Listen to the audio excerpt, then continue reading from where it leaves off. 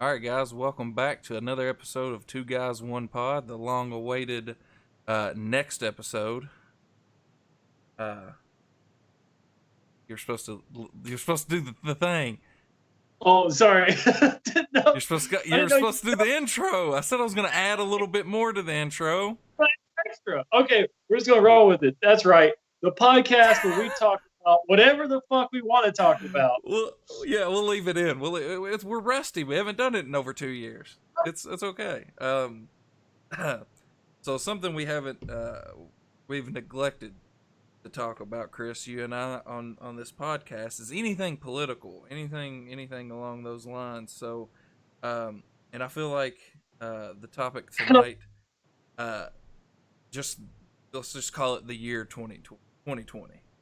The year Um, 2020 so far. so Dot dot far, dot. yeah, we're not even halfway through. Like we are wrapping up the first half of Right. 2020. So It's been a there's no movie.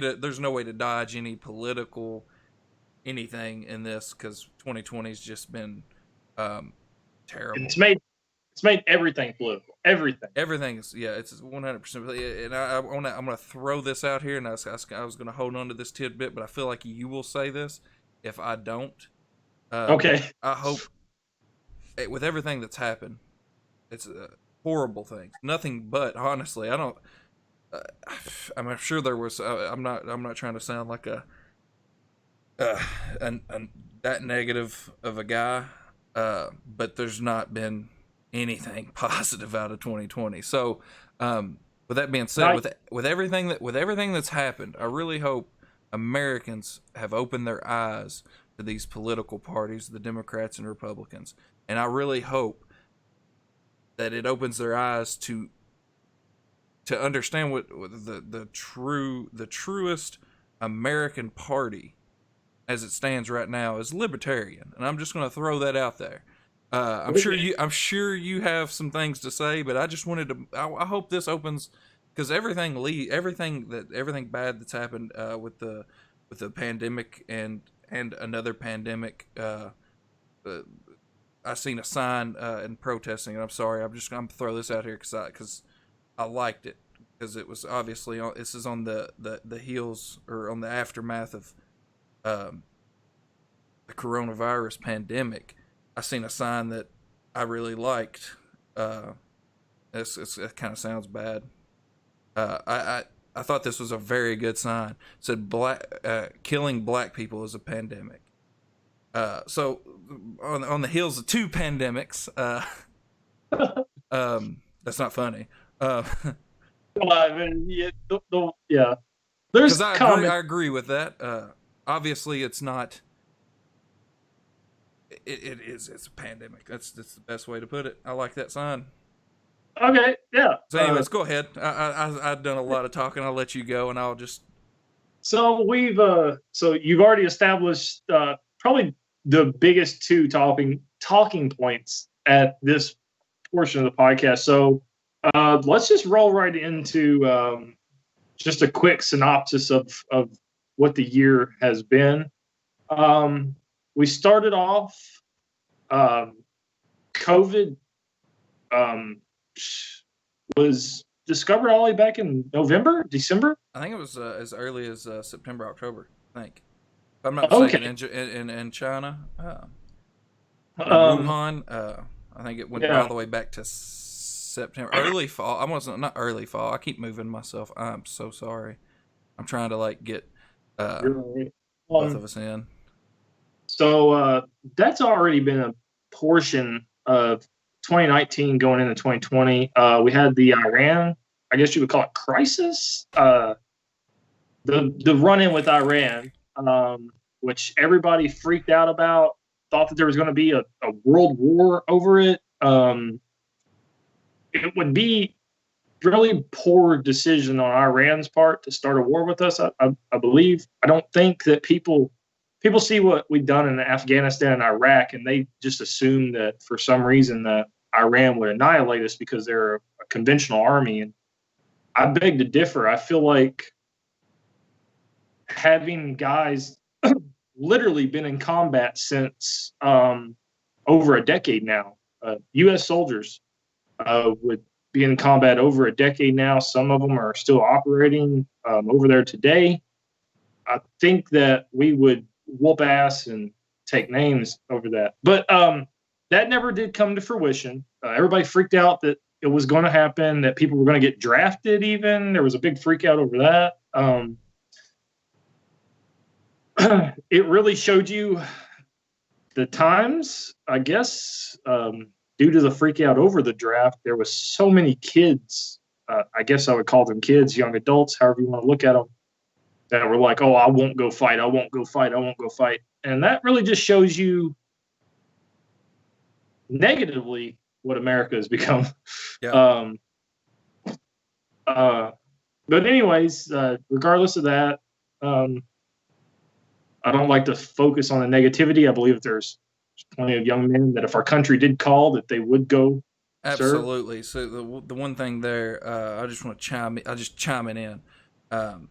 You would hope, and again, this is saying you would hope, if our great nation, which if we've definitely had our, I don't even, blemishes is not the right word. We've definitely had some very bad things happen, but this country is the land of the free. We need to fight for that, in the sense domestic, and right now we're fighting, and you know, in our own land is what I'm getting at. But in the sense of domesticated domestic fights, we need to fight to keep what we have. The world, yeah. Yeah. So hopefully people, the young ones, would think about that. You know, we're still young. Definitely, if I was to get drafted, I'm ready. I think past the age. I think, or well, you'll be past the age this year. I would be drafted, but that's probably not going to happen. There never was a threat of that. That was just talk on the internet. But it is a possibility, always. It's always, yeah. That's what I was gonna say. It's always a possibility. My sense is like reading about wars and stuff. You know, you had boys as late as Vietnam, even whenever there was a lot of protest about drafting, that were lied about their age so that they could go fight. And now we have kids, you know, pretty much threatening to leave the country or do this and that and the other to not do that. I mean, but I think that is mostly because negativity breeds, and this goes right into what we're talking about. I don't think that the world is the baddest place as we have it perceived to be, because I do believe that the media and everything as a whole focuses on negativity over positivity. Absolutely, 100%. But that leads us into our next segment.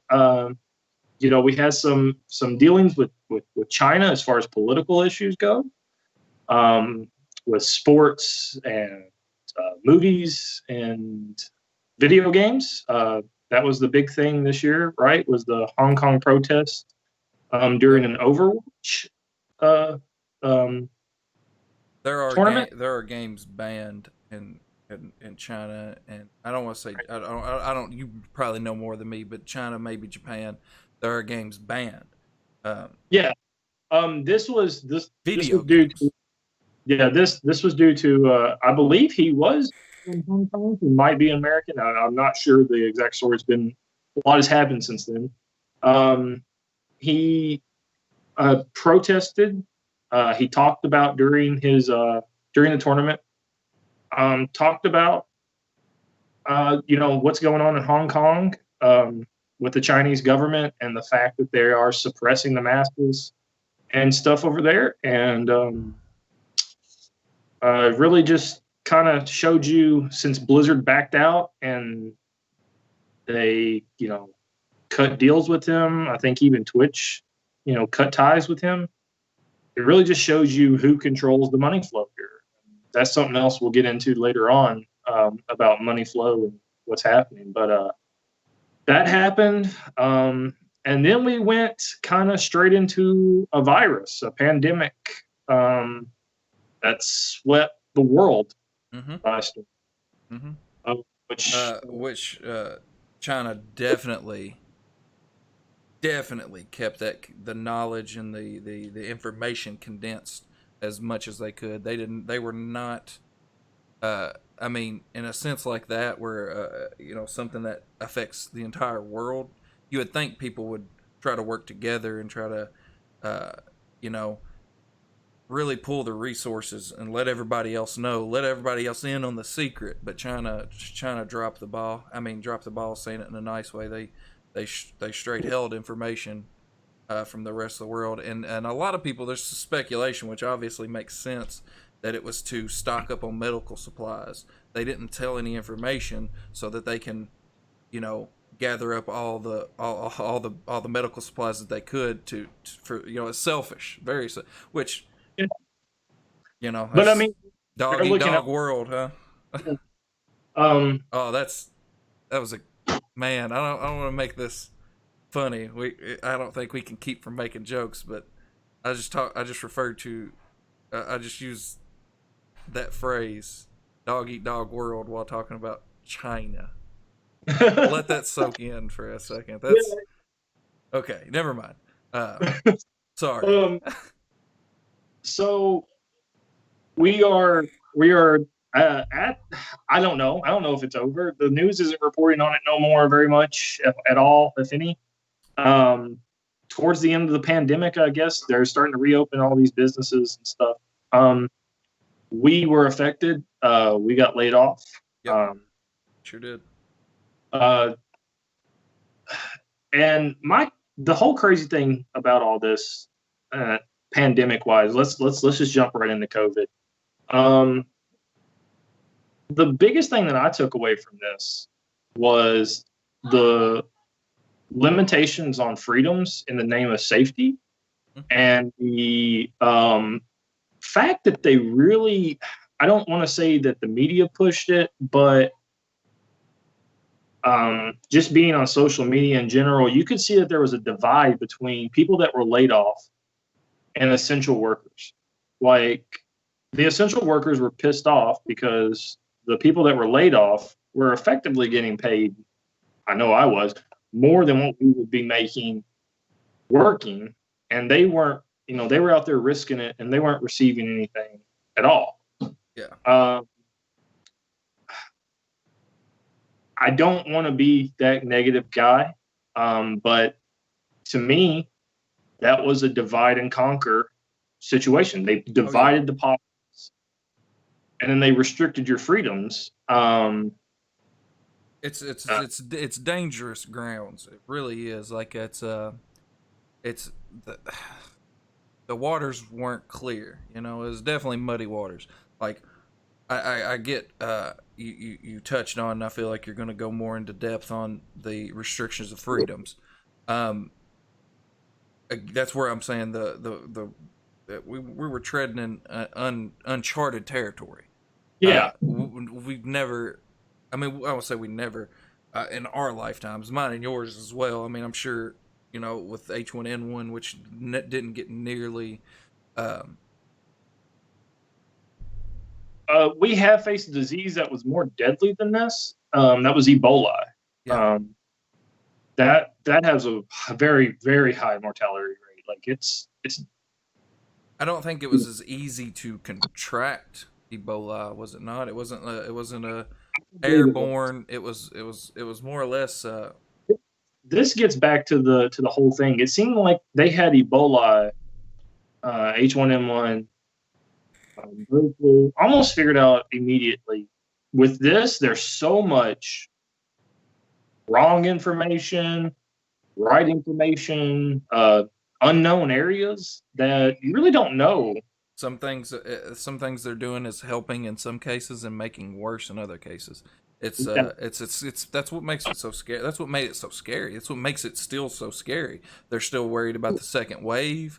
We haven't gotten really anywhere. Like, other than, like, yeah, there's obviously more at-risk people, pre-existing conditions, but they found out, children, middle age, uh, we we heard you and I both heard Joe Rogan talk about his very athletic person he knew in his 30s, very healthy, nearly kill him. So Uh, it's different for every person. So that's what's scary.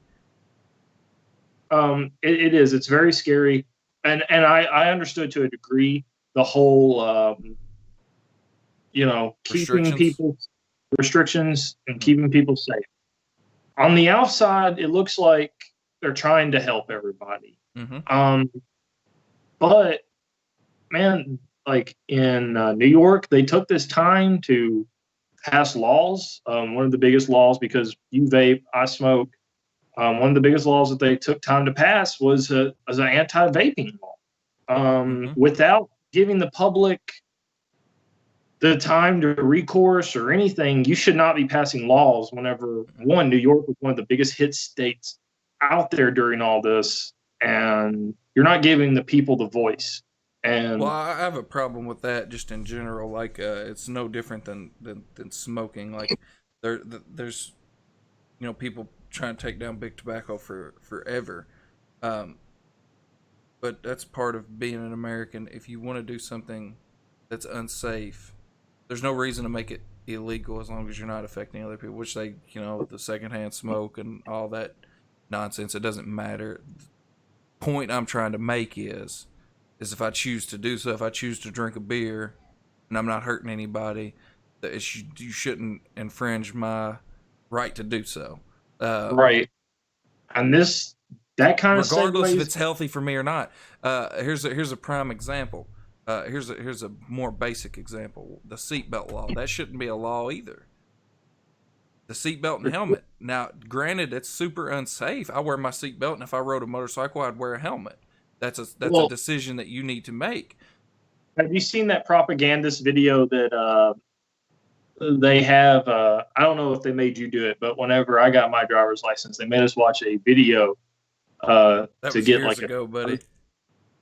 okay, yeah, it was years ago, You're still close. today. You're closer to that time than I am. Go ahead. It, they make you take a class and you get a card saying that you can go get your driver's license. You've took this safety course, and all it Yeah, I is a did take bunch of that. Yeah. people. One video that they had, they were like, "You don't want to wear your seatbelt? That's fine, but it won't kill you. It'll kill the other people in the car." It shows these people driving, and this girl's in the back. She doesn't have her seatbelt on.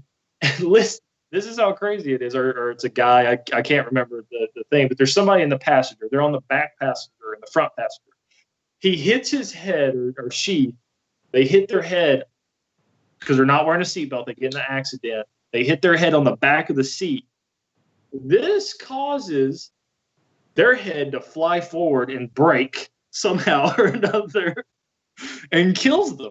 And they're like, this is totally what could happen if you don't wear your seatbelt. You're not affecting just you, you're affecting the people in the car with you. That And is I'm like, exactly what you said was propaganda. That's like those anti-marijuana smell back in the day. I always look back on Harold and Kumar, how funny the very first Harold and Kumar was. When the pot smoking commercial at the very early in the movie, and they're watching it, and the kid, he's like, nothing can hurt me, and he puts a shotgun in his mouth. Like, that's obviously just ludicrous, is what it is. like let's discuss on that too. Like, so this harpens back to the COVID-19 thing. They restricted small business. We're going to tie it all back here together. They restricted a lot of small businesses for being open during this. Clothing stores, gyms, privately owned businesses could not conduct business due to the restriction Yeah, of. a lot of people had to change. A lot of people had to change a lot of things. Like, my wife gets meal replacement shakes from a small business, and Yeah. they it didn't shut her down. But I'm sure there was obviously an effect, but she just had to change things like meet outside to do the transactions and stuff like that. But obviously there's going to be a hit. People aren't going out. People are scared. The whole thing just was not good for Well, her. well, it wasn't just like obviously we're talking from our state, but from outside of states, there's Yeah. a guy to watch. He's a former special forces guy, and he does fitness. He was a Marine. I can't right off the bat name his name, but he actually got pretty much raided by the police. He's North Carolina. The restrictions come open. Well, he appealed by the on May. He gave it a month, shut down a month. He went to the federal government level, the CDC guidelines for reopening, and been sure that his gym did that, and then reopened to the public. The police come down, wrote him a citation, so that there was a law in effect. There was not a law in effect. There still is not a law in effect to keep you from being open. You just have to abide by health department guidelines, CDC guidelines. Otherwise, they can come in. They can come in and shut you down, but they cannot, write you a ticket or anything. California, there was instances where the government or the governor up there hinted at you would be rewarded if you told on people that gathered in large gatherings. And you actually had this actually happened. There was people that were told on. Our governor here in Kentucky threatened to have police officers go to churches and stuff and write down things and issue people tickets. And this is totally unconstitutional. This is I know what the way they spun it was, we're trying to keep everybody safe. We're trying to flatten the curve of the COVID cases. But still to that point, this harpens back to freedom over liberties. If you and a group of people, if my family and your family was like, hey, you know what? We know the restrictions, but we're going to have a good Easter, because that was something there that happened during it. We should be able to have a good Easter. And, as long as the people coming into the Easter thing know that there's a possibility that we can contract COVID from each other. Goes back to the seatbelt law that I was bringing up. So that's the smoking, the if I'm choosing to put myself in harm's way, but it's not affecting other people, and they are also choosing to do the same, then we are making that choice. That is our freedom. That is our right as American citizens. I agree with you wholeheartedly. Like I said, though, I do see the spin on it, trying to keep this contained, because at some point, at some level, somebody's going to have to, because you give the masses are. Individuals are extremely intelligent, but the masses are extremely stupid. Exactly. So at some level, there needed to be something done, but I get what you're saying, and I agree with you that our rights were infringed. And I argue that they continue to be infringed. They do. They very, very much do. I don't disagree at all. They're telling me that I have to wear a mask, or I have to do this, and I have to do that. Now, they spin it under the guise of, if I don't wear a mask, then I might get other people sick. Yep. But, I mean, that's still telling me how to dress. It's telling me what I can and cannot do. It goes back to smoking in public. Yep. And in some states, you can't even smoke on the sidewalks. They say, hey, that's against the law. Secondhand smoke killing people. So there be a certain line that has to be drawn whenever you go out in public. You have to accept that you got to let other people be free and do as they're wanting to do. Mm-hmm. And you do what you want to do. And I argue that, one, they're still trying to infringe and they're still trying to hold power. Two, the businesses that didn't get shut down, a lot of them were big box stores, right? The ones that paid the most state taxes, the ones that paid the most federal taxes. Walmart, they didn't shut Walmart down. And they were like, well, we can't because it's a grocery store. People rely on it for grocery goods. Even though there are some cases where Walmart was restricting what you could and could not buy by deeming some stuff essential and some stuff not, which is totally unconstitutional. Did that affect us? Did that happen locally for us? To my knowledge, no. It was in other states. Or like they were restricting garden seeds, food seeds, Yeah. and um, you know, How is that not essential? they were doing it, and People they're plant things. I mean, that's agriculture is well,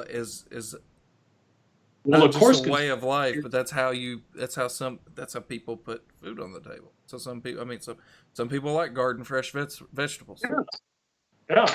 And so conspiracy theorists jumped on the fact that they were like, now they're trying to control the food supply, which it does seem like that whenever they had the meat crisis before the George Floyd stuff. Yeah, That's what was on. how how how did the price per hoof go down and the price in the stores go up? How does that work? You tell me. How does that make sense? How does the price per cow going to the market go down? That I mean I understand it. It's the farmers getting screwed and you know the big And big companies, big business, uh, right? state. Making turning the profit. I mean that's And during all this, this actually, once again, big business got to stay open, and a lot of small businesses went under. And people were like, "Oh, well, they should have had savings." And the point is that's not reality out here. no Um, it's just not. no. And and some people don't understand that. Some people do. But this is what happened during the COVID, and it was very interesting to see. And of course, I stayed home because I was unemployed, and I didn't know when. For one, at first, I didn't know when I was going to get my unemployment check, and then after that, I was like, well, what if I was like this extra money that the federal government sent is going to come to a stop eventually? What if I'm not back to work? So I stayed home and saved as much of it as I could. But reality is some people, couldn't. Some people can't. And they weren't giving them the opportunity to go back to work because they had their businesses shut down. And this was a power move, I believe, in my opinion. I don't believe that the government orchestrated the virus.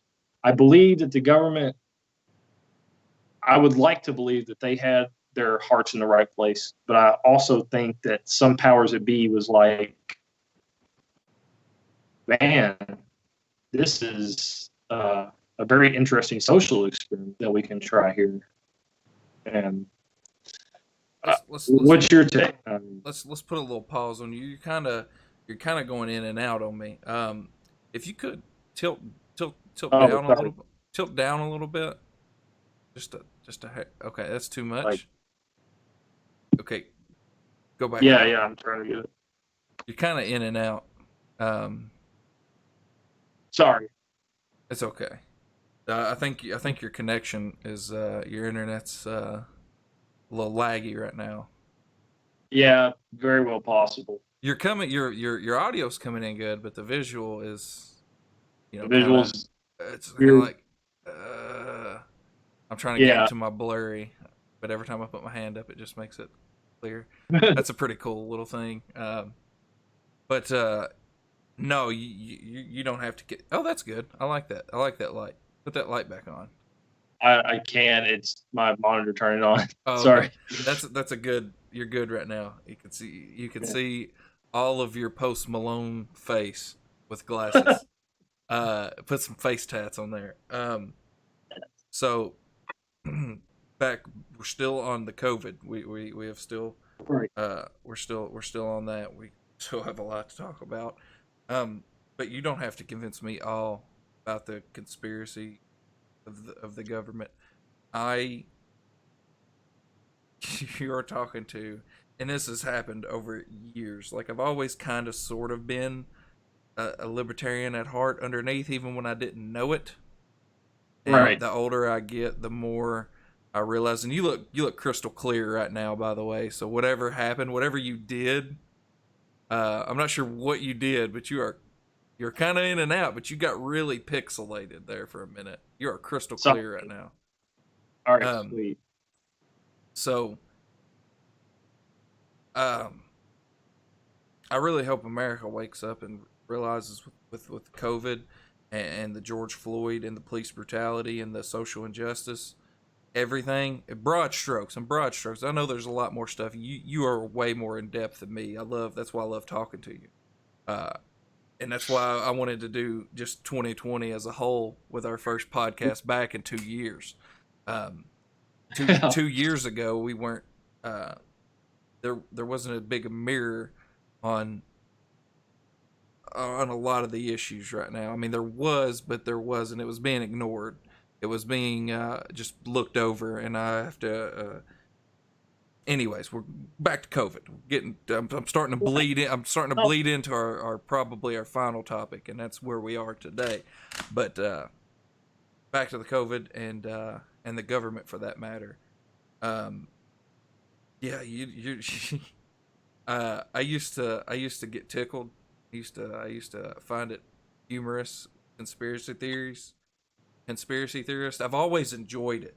I've always used to sit up late and watch YouTube videos of crazy conspiracy, the Illuminati and everything. I was so interested in conspiracy theories, and I always kind of like, for the most part, I always thought it was just like, oh, these people got way too much time on their hands, you know. And then the older I get, I might be a conspiracy nut myself. I might be one of those crazy people. There's some lines that just connect, man. And like, I don't want to like sound like conspiracy theorists. Obviously, like, I'm not an Illuminati guy. Like, I don't think that's what's happened. But there's some lines that just connect in certain spots, and we do have evidence that some things have. The government's done shady shit in the past, and what keeps them from doing it now? You know what I'm saying? There's really 100%. I agree. I do not. I have. This is this. If you can. This is a number, right? Right. That is the number of trust I have in our government. I love America, and I do not think we are where we need to be. And there's a lot of things that goes into that. We are held back by so many other things, which again we'll dip into that in the last conversation. But we are not where we need to be as Americans. But our government has. I hope everybody sees that our government is. You know, you say that, and I totally agree with you. I hope everybody sees too. But the matter of the fact is, that's how it's going to get spun, and how the media is going to control it, and just like everything, just like the coronavirus and everything. Going into our last topic, and I'll go back to this whenever we come to it. But there's still, even though with everything going on, this goes back to I believe we were saying this earlier before we started, that they make everything political. Yep. Each side is fighting for the other, you know. It's a smear campaign. It's just one big, humongous smear campaign. It's not the time that our country together, the time that they should have put their stuff aside. Like, they should have been like, okay, you know what? You know, we didn't agree with each other in the past, but let's put that aside right now and let's work together to get something done. The time that they should have done that, they didn't. They used it to spin their ways. Like, even now, as we're coming up on election year, they're using the tragedy that both sides are using. It's one big long smear campaign. Go ahead. I guess whenever I say they, I mean both sides collectively, because they're the same coin. You know, however you flip it, you got the same fucking quarter. You know what I'm saying? Yep. So both sides are using this as a smear campaign. And there's Amy Graff. She's running for Senate or something other, Kentucky. She's using this to smear her opponent. You know, she's like, oh, you know, Republicans and Democrats, and she's spinning it. She's like, Republicans and Democrats have showed me true leadership through all this, but you know who didn't? My opponent. And it's like, really? Mm-hmm. They will, and they have been for a very, very long time. They have been using more negative things about the other party, and I'm talking about both sides, Republicans, Democrats. So I'm saying I'm a libertarian. I really, really, really hope that like everybody wants change. That's what we need right now as us. I love Rage Against the Machine. We need to take the power back. As Yeah. citizens, we need to take the power back. How do we do that? There's a lot of things that need to happen. We all need to be better individually, more morally. There's a lot of little things that needs to happen, but the biggest thing that we need to do as a collective whole, and it's going to sound like this is we used this phrase earlier, beating a dead horse. Me and you haven't said this, but how many times have you heard "go vote"? But this time, when I say it, I don't mean go vote for Democrats or Republicans. I'm saying this as in, please do your research, understand what I'm saying. Vote Libertarian. Just do it. You want change? You want change? I'll give you the quickest, simplest, easiest answer right now. Vote Libertarian. That's not the start nor the finish. That is a big key factor. I want to clearly state that. A lot of other things need to happen, but that's because I would say vote for whoever you feel is the best, but do your research first. If you feel a Democrat is the best candidate I know that you don't, but I'm saying like people as people, if you look at a guy, in 2020, if somebody looks at Trump and they're like, I think that he's got all the right answers. I agree with everything he says. And I've done my research, and that's who I feel like is the best candidate. Then that's their opinion, and they're entitled to that right. I'm not saying that that's who I would vote for. I'm just saying that that's their opinion. That's that I have to respect that as a fellow American. That's who they want to go for. Absolutely. I'm not going to sit here. You missed what I'm saying. Like, obviously, I know what you're saying. I'm a libertarian, as I guess, it's just very unfair for me to throw out there. Like, I hope everybody sees that the Democrats and Republicans are the devil, because that's basically what I'm doing, and I'm falling into the same thing that they do, smearing them by. But it's and me sitting here saying it's the truth. It's the point. The reason why I say this comes from a very basic libertarian, the core of being a libertarian. Minimalize government. The government is our enemy. The government is our enemy. They are if it's not been proved to, if you are watching this podcast right now, if it has not been proved to you by now that the government is not your friend, is not there for you as an American citizen, then you are blind, my friend, and you will be blind for the rest of your life.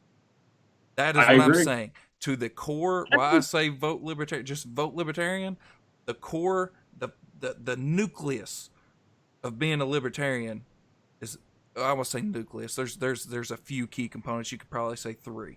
But one of the biggest things about libertarianism is minimalistic government. The government shouldn't have a stranglehold on everything that happens in the country. There needs to be a government. I'm not saying that we need to, go back to caveman times. There does need to be a government, but and we're probably at the point now where it's out of reach. It's out of reach to minimalize the government. It is honestly out of reach. I think so. I hope not. But that's my political view. I do have. I don't know. We're talking about this as saying, we need to. I believe, in my personal opinion, that it doesn't matter what party you belong to.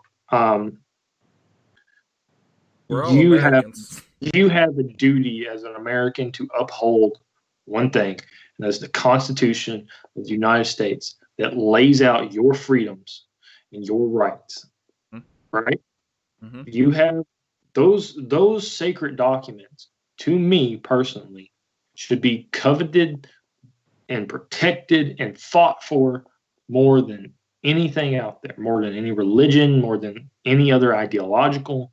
Mm-hmm. As an American, that should come first. Because, and the reason why you're saying this, I'm going to elaborate on what you're saying because I agree with you wholeheartedly. Because we all are different race, ethnicity, religion, all of us, it doesn't matter. We are all American. We are all At the American. That's why we need to come together. And as a libertarian, also believes it believes in what you say, the Constitution. All men are created equal. We have yes. we have, it's argued that our forefathers didn't believe that because of you know slavery back then and stuff like that, and the way that our government, early government, even treated the Native Americans. Mm-hmm. To this day. Yeah, and still to this day they treat Native Americans poorly as well as going into our final topic, as well as Black people. Mm-hmm. Yep. So we need to, as first and foremost, as United States citizens, as people of this great nation, we need to fight for everybody's rights. Yes. I'm a pro Second Amendment guy. Mm-hmm. But at the end of the day, there's a First Amendment that says that you can say, or anybody can say what they want. And if somebody's out there protesting the Second Amendment, that's their right. And, I don't like it. I don't agree with it. But it's just as much their right as it is yours to have your right in the Second Amendment to own your firearms, right. Which I own firearms as well. I agree with you. Even if you do not agree with what people are protesting. And that's not to say that I agree with any riots. Riots do not help anything whatsoever, but protesting is 100% American. It is because it's the First Amendment. Protesting is arguably the most American thing about America.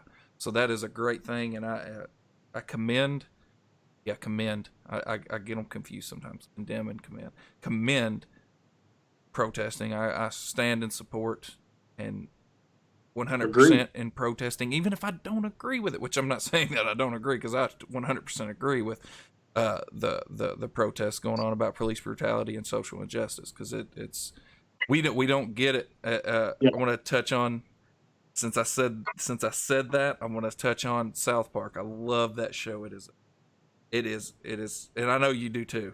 But I'm saying this for me. I'm speaking for myself, but I'm sure I'm speaking for you as well. That show is one of the smartest shows out there that I've ever seen. The episode, which goes along, it was black and white, Token and Stan, and the whole time, the entire episode, which I'm getting to my point where I said a while ago. Token kept telling Stan, "No, you don't get it. You don't get it." And Stan kept trying to say, "Look, no, man, I understand. I get. And at the end, there was the big revelation that Stan had. And he's like, "Token, I finally get it. I don't get it." And he was like, "You finally get it, Stan. You don't get it. You don't get it. We don't get it." But we understand. I don't want to say we understand, because we don't understand, but we sympathize, and we understand what's at stake. We don't know what it's like. I do not know what it's like to be black in America, and I never understood it. I don't understand it, but I know it's not right. With the police brutality, social injustice, I know it's not right. The Native Americans as well. I mean, that's not being talked about. Please, I'll always throw this out because coming from royal pretty much the Bible Belt, I guess you would say. Mm-hmm. Coming from rural America, where there's a lot of Christianity involved, gay rights. People are like, well, I just don't understand how someone can be gay. I've heard that argument several times, and my thing is like, you know It's no what? different than you and I don't understand I how don't it is to have be black. That doesn't matter. We don't have to understand it. It's the same thing. like It's hand in hand. You don't have to. It's not. It doesn't matter if you understand it. one thing. I'm not saying you specifically. I'm saying Just let it go. Sorry. uno momento. But go ahead with your. What I'm getting at is like is I think you hit the nail on the head there is I don't have to understand it for it to be okay. Yeah. You know, Mm-hmm. and I don't have to get it to sympathize Mm-hmm. what's going on. Mm-hmm. And I think that you would be hard pressed. So let's just jump right into George Floyd. I think you would be hard pressed, anybody, to defend what happened to that man. Yeah. No. There. It's. I guess I There's said no. to defend the cop that killed that man. Yeah. You would be hard pressed to defend him. It's impossible. I don't see. It is impossible. Yeah. But go ahead. I'm sorry. I don't mean to keep interrupting. You go. You go. You know, And I'll wait for a pause. Me and my cousin talked about this, and I touched upon this.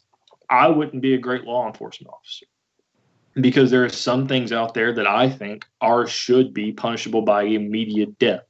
Immediate death. Like, some of the people that apprehended school shootings or mass shooters. I don't think we should let those guys live. Mm-hmm. I think it should just be quick, boom, over with. I'm glad you led with, and not to say that I don't agree with you, because yes, there is people that I agree with that wholeheartedly with certain things, but then you again have to draw a line. So it's like, well, if you break the law, it's the same thing as drawing the line on anything else. If it's either one thing or all of it, you know what I mean?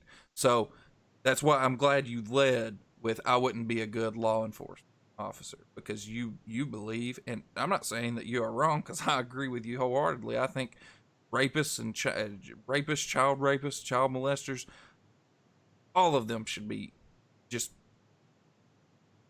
line them up and kill them. But that goes to say I wouldn't be a good law enforcement officer either. We were talking about what happened to George Floyd, and that's what I led with. I was like, I would understand, I would defend that cop wholeheartedly if George Floyd was a kid diddler, or he was a rapist, or he had just murdered a bunch of people. That poor man was counterfeit forgery or whatever it was. It was something that was.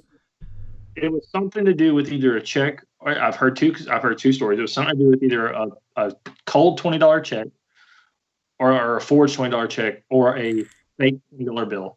I'm not sure. Like I said, I've heard two conflicting stories there, so I'm not sure where they draw the line. Doesn't matter. Either story. Go with either one. It doesn't matter. It was wrong. It was wrong. Yeah, and I know that's what you're saying. I know you're trying to you're doing your whole thing. So I'm gonna stop. What I'm getting at is he died in cold-blooded murder. It was murder. It was filmed murder. I've heard people not defend, but they were like, why didn't those people on the side of the street help him? Well, the point is that you can't help him. Yeah. Because law enforcement, if they tried to help him, then one, they're intervening in an arrest, and two, they are assaulting a police officer, and they're going to face time too. Mm-hmm. They've got us bent over a barrel here, really. And they've got us at point blank range. We can't fucking do anything to defend ourselves against law enforcement officers. Mm-hmm. Now, I'm not saying that every law enforcement officer is bad. Absolutely not.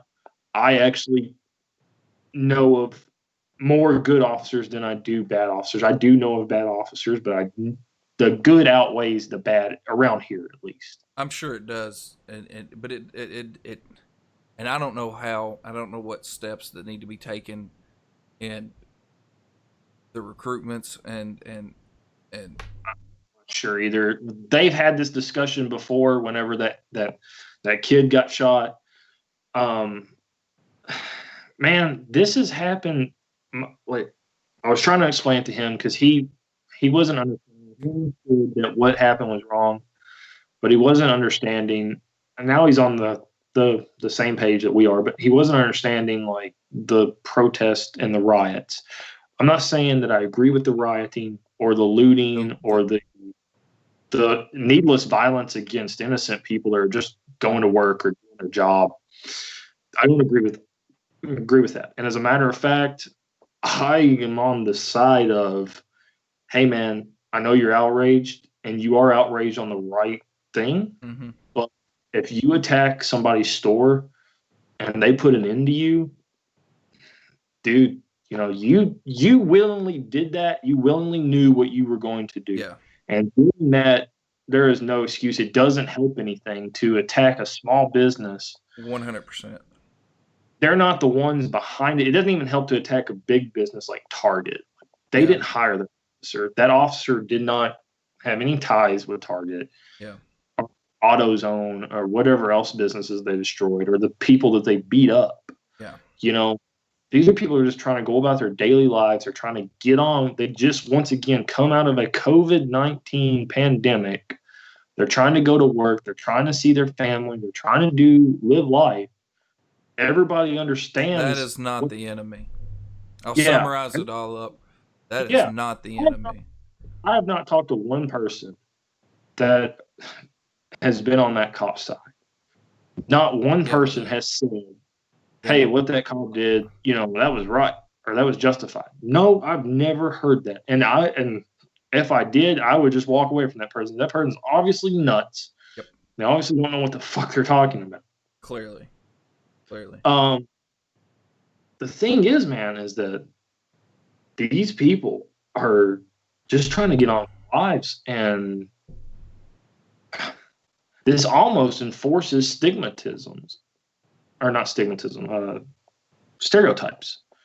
This also almost enforces stereotypes. If you go out there and protest, and this is how racism works. This is how racist people and groups work, right? You're out there, you're trying to make a living, your business gets, you know, burned to the ground by a Black Lives Matter group. A racist group, you're an easy target because they're going to come in and they're going to be like, hey, man, you know, we're out here fighting a good fight, trying to keep these people from doing what they do to you, see?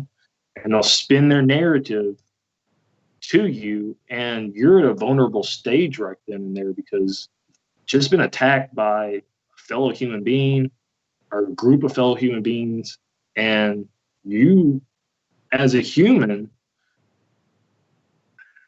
you know, you would like to be like, no, you know, that was just one group of people. You know, there are good people out there, but it doesn't always work like that, right?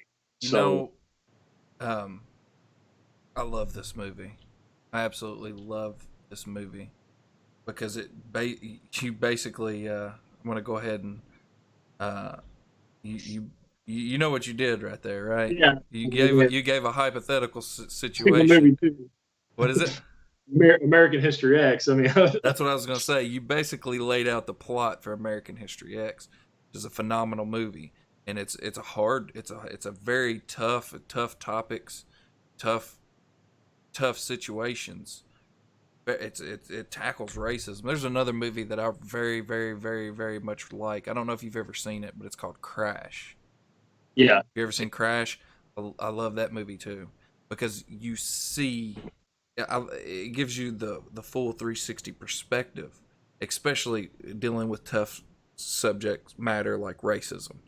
Crash is all about racism. American History X is all about racism, and you see the ugly depths, and then Crash is multiple white, Mexican, Hispanic, or white, Hispanic, black uh, Indians or Pakistan. I think But it I was think, actually Pakistan in that movie. yeah, Um, and those are if you haven't seen those movies, go out and watch them. I absolutely recommend them. They are phenomenal movies. They're really good movies. I mean, even if you're not into if you like movies, those are good movies. Those are just flat out good movies. But they tackle the uh, tough subject matter. But American History X, you basically laid it out.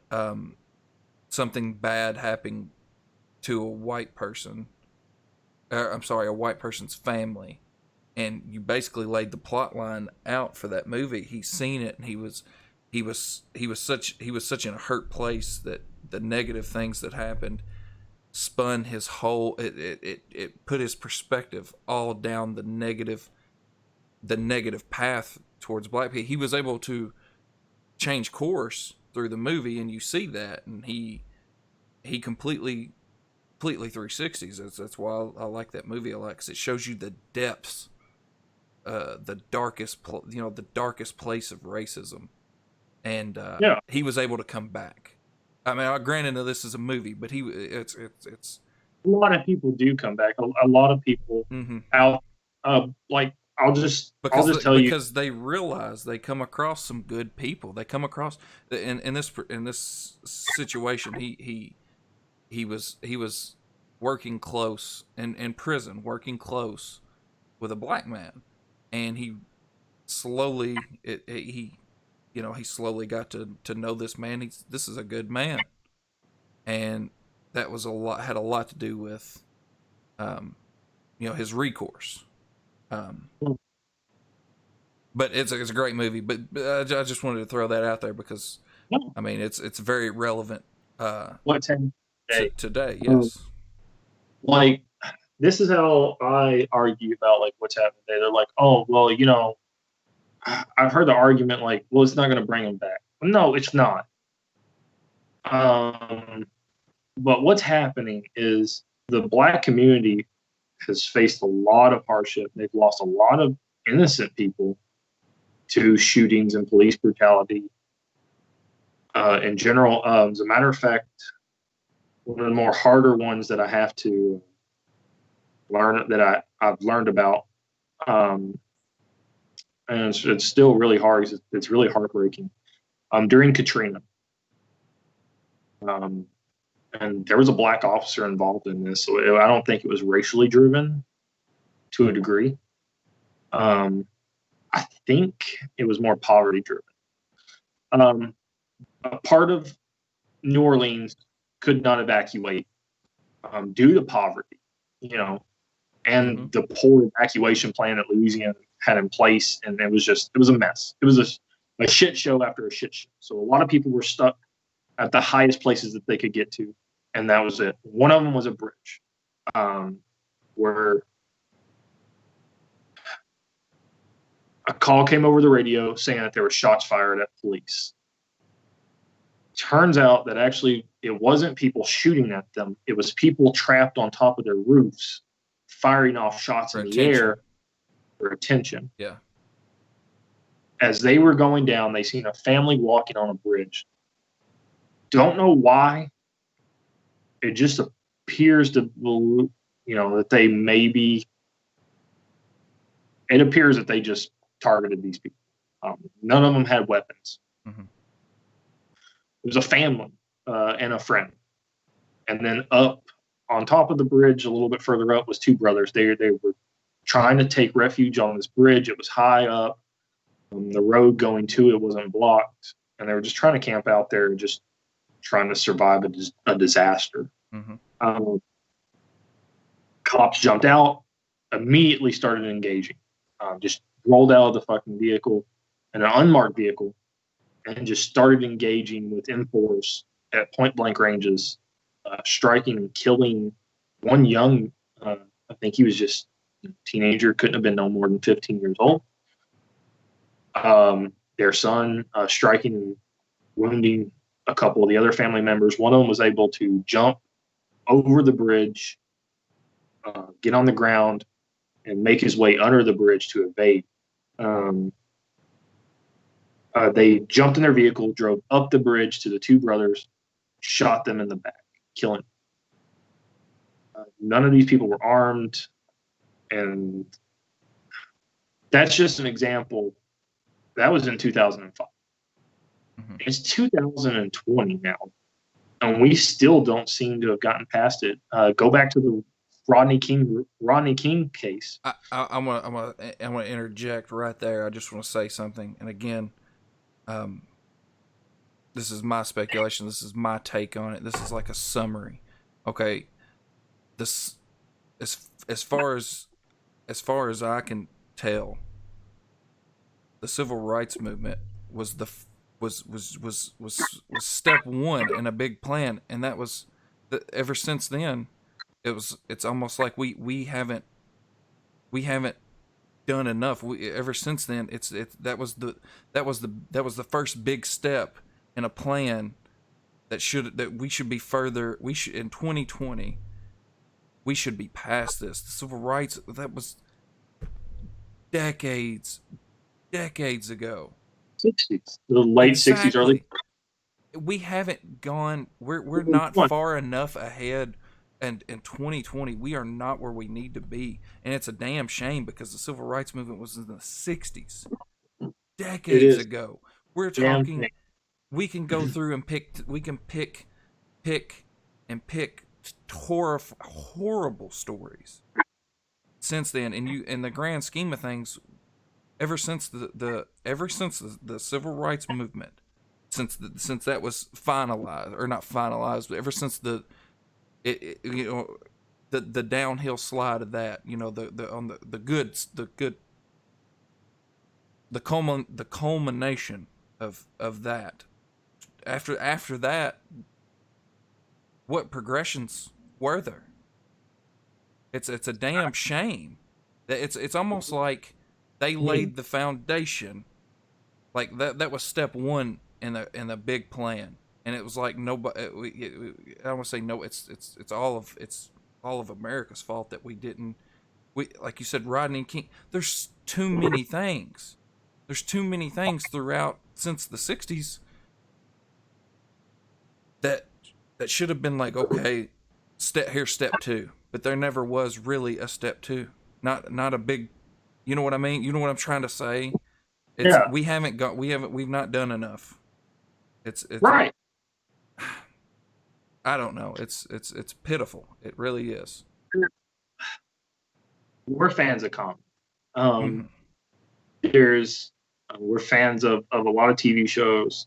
One of them being It's Always Sunny in Philadelphia. Love the episode. I can't think of the name of the episode, but pretty much where they turn into black people for a day. I think the episode is actually the gang turns black. Right. The gang turns black. They have a comedy spin on it, obviously. That seems like it's the truth. Black people are targeted by police. And there's something to that. Not that it should be, but I find with a lot of inner city cops, they don't necessarily develop a racism because some inner city cops are of different race than white. But like with the LAPD or NYPD or the Chicago PD, the cops that deal with the gang members the most, they develop kind of a target that they shouldn't, I guess. But in their defense, they are day in, day out dealing with the same people, same group. I want to interject there to add on to in their defense. In their defense, that has to be one of the, or no, it's not has to be. It is one of the toughest jobs. You have to be almost insane to want to do that. You are literally, because I mean, there's no way of getting across gang violence and the evils of this world Right. And yeah, one of the biggest things that I hear spun is they're like, well, you know, and I do not agree with this, so I just want to put that out there right now. This is not something I agree with, and I will show you how I agree. They're like, well, um, they kind of bring it on themselves. They, speaking of black, um, with the gangs and stuff like that. I'm like, no, they don't, No. um, because that is even the gangs. I do not defend them. I'm not for gangs. No. I'm not, Obviously. Obviously. but they are born out of poverty, Mm-hmm. and a lot of black people are still in poverty today due to the repressions, that they're still facing from the civil rights movement, from the slavery times. Um, it still has affected families over generations. It takes forever for a family to get out of poverty Mm-hmm. unless like a big break happens, and some people never recover. Yep. I heard one of my favorite movies quoted it, and he said, "Poverty is like a disease passed down from generation to generation." That was Hell or High Water, and I agree with that wholeheartedly. Coming from a rural family that lived in poverty, um, obviously I'm doing better, but it took generations to get to where I am, and I'm not the richest man, no, Oh, by no means. I feel that 100% because it's the same. I mean, I was not born with no silver spoon in my mouth. That is for sure. As a matter of fact, I was born. I lived in government or as a baby. I don't remember any of this, but I was born into government housing. I was born in the projects. Right. And I Uh, mean, okay, so like this is how I can relate and understand. I was an infant since. Anyways, we're not talking about my history, but Right, right, I right. was born in the I was project. just using that as a way that I can say, hey, I can relate to X because I've seen it in my own community. Mm-hmm. Um, I've seen it in my family history. People are like, yeah, but gang dealers, they break the law all the time. They do this, they do this. Yeah, but that's because one, there's not very many options for them. They have very poor education. They have very poor opportunities to them completely. Is there a way out? Yes, but it's hard to get anywhere without It's money. it's not easy. It's It's not not easy. a cakewalk. Everybody talks like a well, it's not an excuse. There's a way out. You could better yourself. It's not easy. I It's understand what not you that's what you're looking I'm up summarizing it. in our state, looking at the Appalachian coal mine towns, where the coal mines are shut down.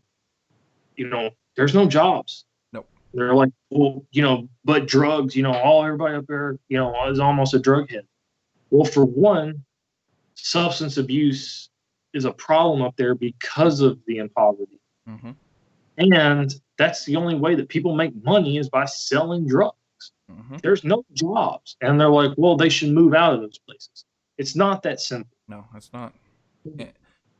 Up and move. Up and move. If we have any community or if any viewership is a niche community, Right. any of you, up and move. Up and move right now. Move cross country. Right. Get out of the area you're in.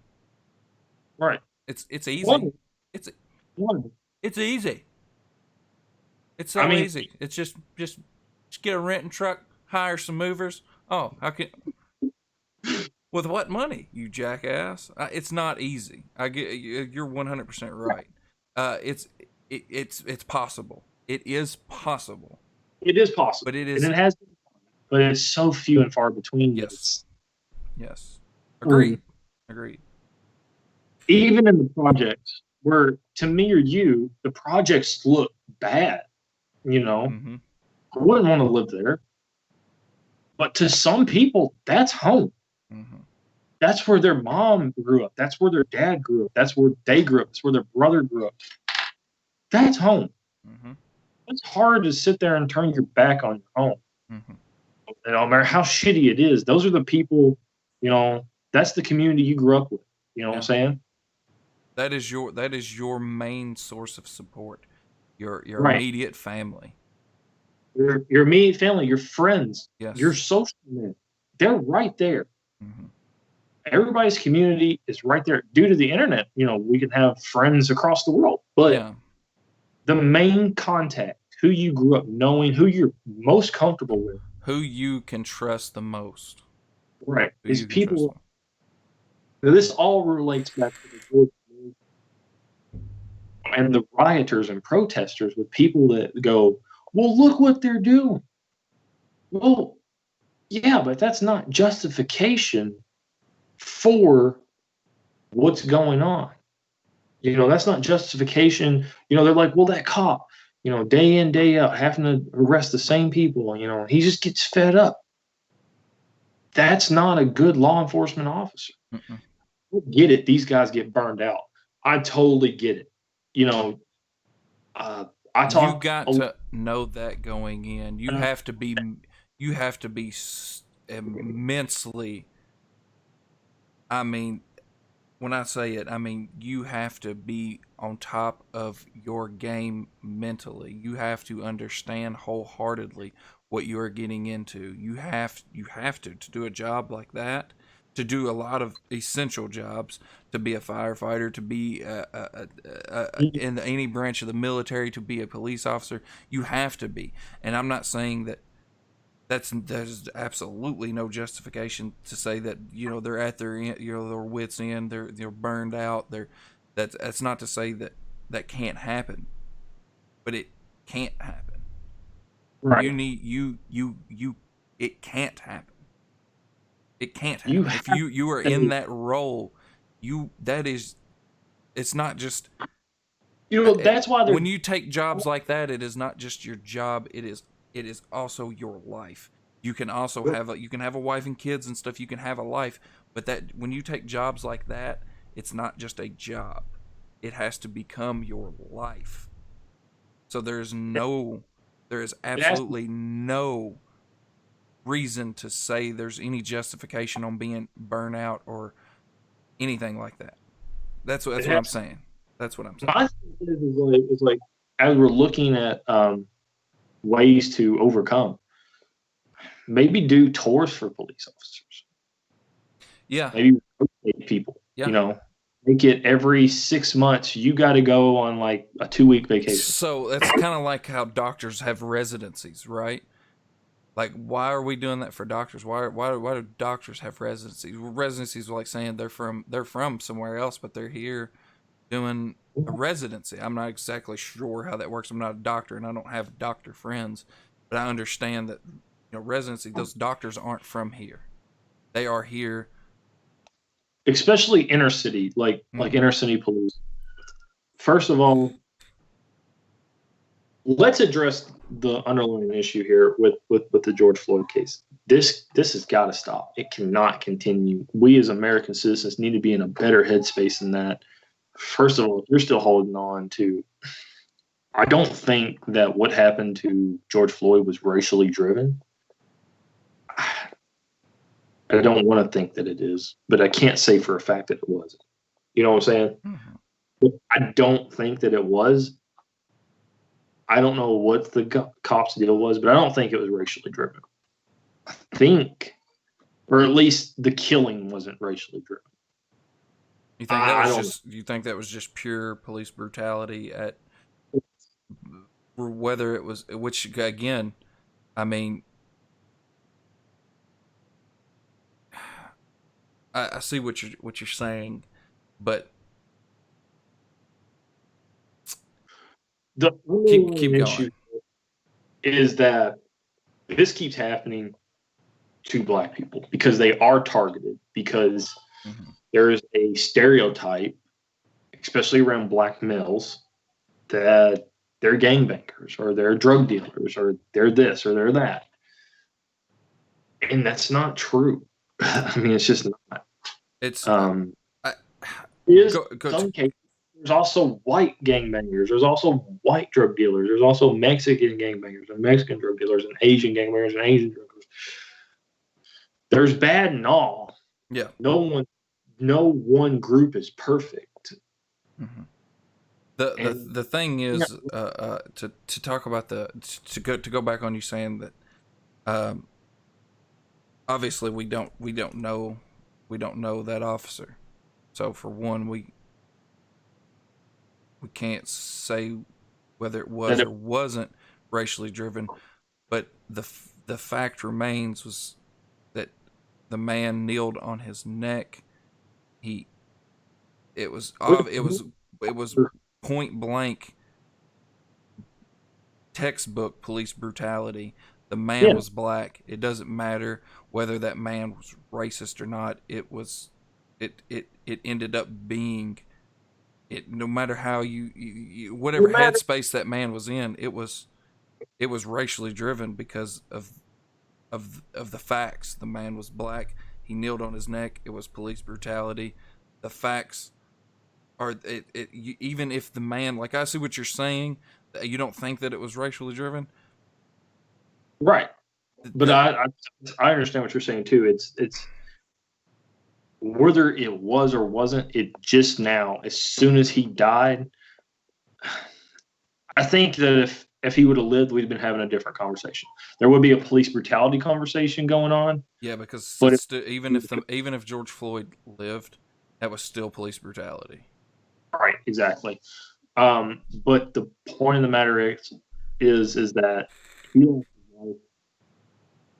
for something other that's at best, in my opinion, should be a misdemeanor, not a felony. But you may have cut out. I'm sorry. The crime that George Floyd committed. Is that what you're saying? Yeah. Misdemeanor at best. Yeah, it did not merit anything along the lines that man received, even without the kneeling on the neck, the force, the like you said, it's, or like I said, that's textbook police brutality.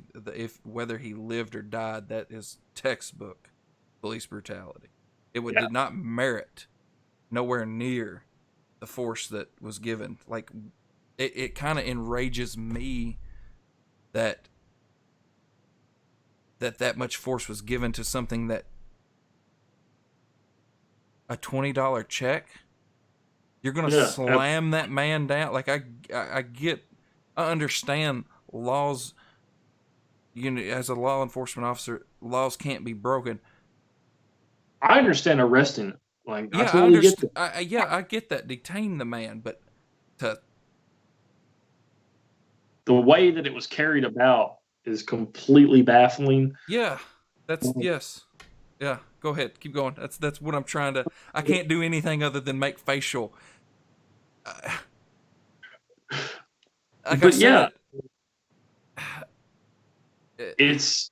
It's insane what's going on, and that harpens back to the COVID, because my understanding was he was a bouncer at a club that got shut down due to the COVID restrictions, and had to make money, and he wasn't making money, and just the poor man fell on hard times. The poor man, because of COVID, because of a effing pandemic. Yeah, the poor man fell on hard times, and sadly, and this goes back to what we was just talking about impoverished neighborhood. Hard times, whenever it comes down to you eating, or especially your family eating, as a father and a husband, as a provider, I'm gonna do whatever it takes to feed my family. I'm gonna look for legal routes. But when you're like you said you're going to look for legal routes, but there is a window that closes. If you don't get a job before you have to feed your family, there's a window. It's a time frame. You have to do something, right? And the man wasn't slinging drugs to kids. No, he wasn't. He wasn't slinging drugs to kids. He was trying to pass a cold check or a forged check or something other. $20. and I don't know what he was using it for. I don't know the backstory of him either. But the point is that this cannot happen. This is a bad situation that we've gotten in, and that Don't look at me. I can hear the baby. yeah. But yes, no. um, but uh, and now we've got rioting going on. We've got more innocent people being hurt over something there that they weren't even a part of. That they probably agree that the cop should be punished, and you know, and everything, and they probably agree with the protesters. But they're not going to stand by and let their businesses be destroyed, and then that gets them hurt. And the argument that I've heard rioters make is that business doesn't compare to a life.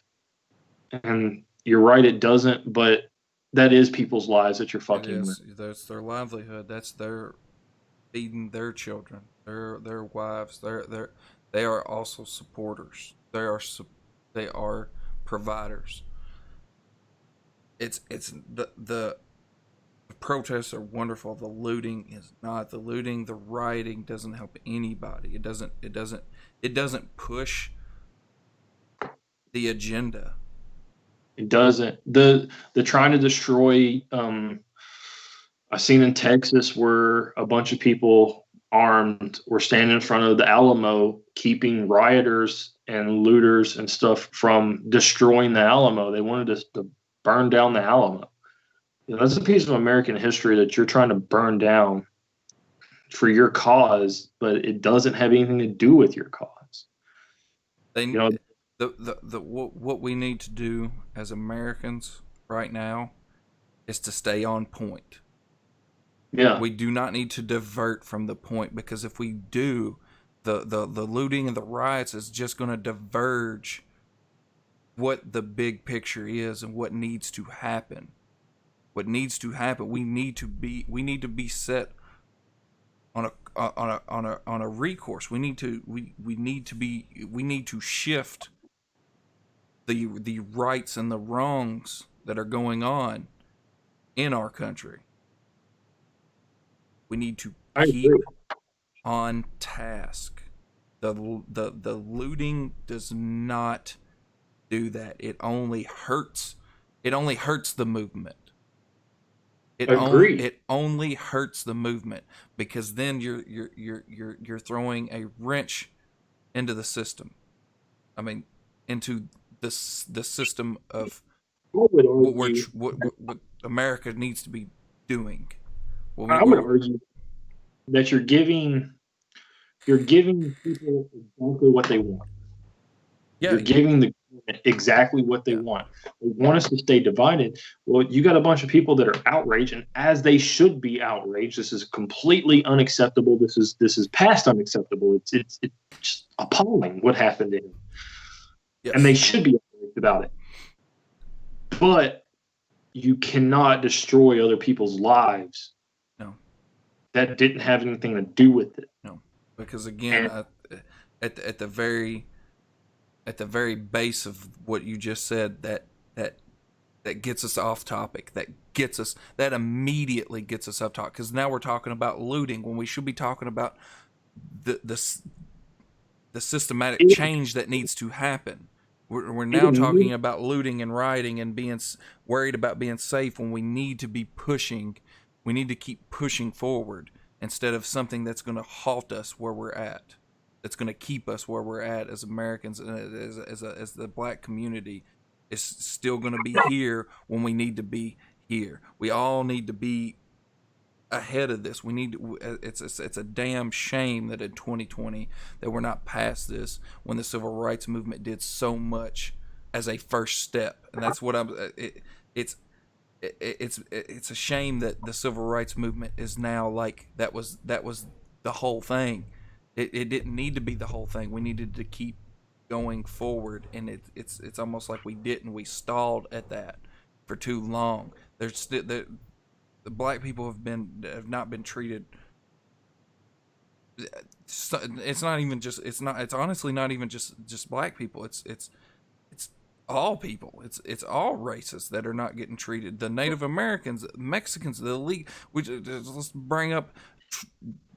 I'm talking about Trump and the illegals coming in. There's so many people that are riled up by Trump's illegals that legal Mexicans aren't being treated. They're not being treated right. They're being. It's where we're at as Americans. It's pitiful. It's pitiful. We're as a people pitiful. Yeah. Us as a human race should be past all this at this point. Mm-hmm. At this point, we should be past all this. And my thing is that I don't like to. We'll talk about that another time. But I was going to make a comparison to religion and how. Go right ahead, because that's you want to talk about something else too, and this My thing probably make people is Christians, some Christians that take the Bible literally, and anyways, say that the reason why we're separated is that God separated us and He made us all speak different languages and this, that, and the other, and this harpens back to, man, that God just sounds shittier and shittier. listen. I'm gonna stop you right there, and this because we don't really need to get. You said something that's gonna make people that are religious or Christians, or they're gonna make they're already you've already inflamed them. They're irate. So let me match you, and then we can stop. Okay. Let me match you, and then we can stop. Actually, this is probably going over top because not just Christians.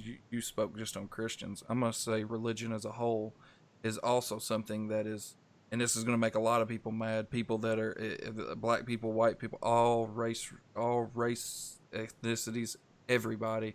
Religion has held not just America, held the world, the entire human race back. Yep. That's it. That's all I want to say. There's a lot of things that are holding us back as Americans, but something that's holding the entire world back is religion. Yep. And again, South Park is another thing. Once they ditched religion, again, this is all not hypothetical, but this was like fabrication. Where Cartman went to the future. It was a 3-part episode. How much further advanced was civilization because they ditched all religion. But anyways, they were stupid too, and yeah, they were stupid too because then they just found something else to fight over. Right. But the point is technologically they were far more advanced, and just if we the thing is, and this is going to sound real cheesy, and it's like something you've heard over and over and over and over again, but it's the God's on it. It's the honest truth. It's the honest truth. It's love, man. That's what it is. It's religion causes hate. Is bottom line. Religion causes hate. That's another thing that causes hate. We're getting. We can dive into the wrap up now because I think we hit a lot of points. One thing I would like to touch on before we wrap up is this: as we approach election time, you have to ask yourself. It seems that we are being divided now because I listened to the news the other day at work while I was in the break room, and all they talked about was not George Floyd, not the tragedy that happened, not COVID-19 no more. That's another thing. Apparently, it's safe to go outside and whatever, but they were talking about riots and looting. And one thing that the president brought up, which I think just added fuel to the fire, stoked the flames, was he was going to go get the military involved. He's going, if the states didn't get these rioters in line, he was going to deploy troops.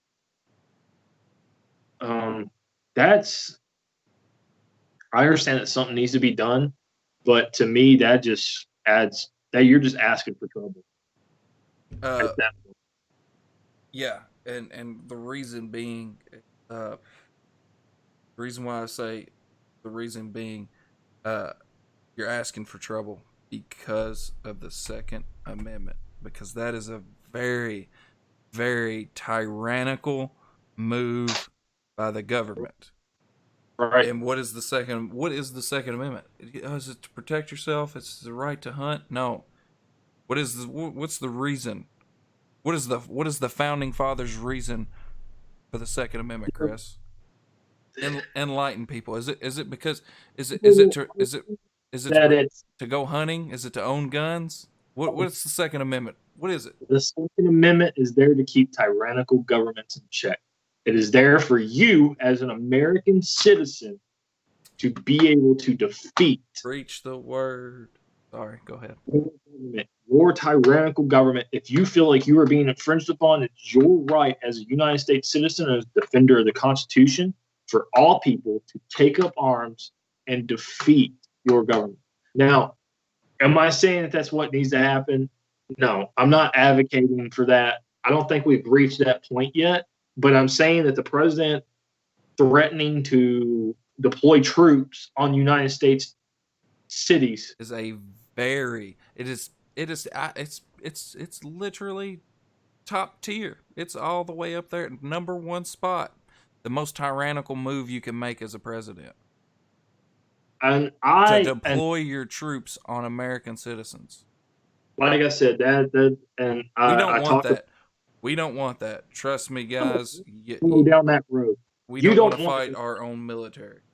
you don't want to go down that road for a few different reasons. One, you go down that road, and let's say it does stop the riot. Let's say it does stop the looting. Well, let's say it does stop the protests in general, because I would imagine not very many people would want to protest if they were facing armed United States government soldiers, especially since some of these people, even in the black community and in any of the community and any of the protesters, they either have brothers or sisters that serve, or maybe they are veterans that serve. You know, you don't want to fight your own people. And to ask the military to deploy on its own people, to me, is unconstitutional, and something should be done at that point by the military for the powers that be. You know, So you would say you agree to me. It takes the number one spot on the list of most tyrannical things your government can do. It is. It's hands down. It's. I mean, what? I mean, there's nothing else that tops that, to turn your military, your armed forces onto your own people. And it would. there is. I don't care how civil unrest your own people are. There is no reason to turn guns on your own people. Now, domestic terrorism is a different thing. It's a Yeah. different topic. It is a very real thing. Yes.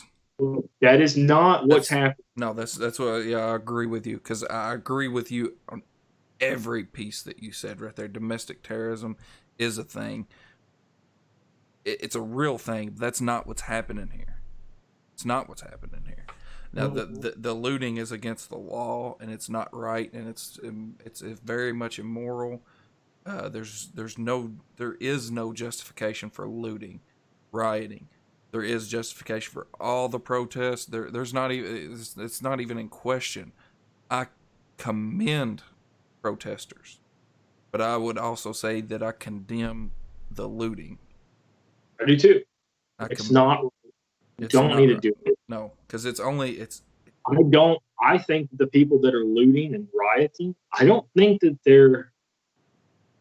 I can't speak for everybody, but especially the looters, especially maybe not the people rioting, maybe not the people throwing bricks at City Hall or something like that, outrage.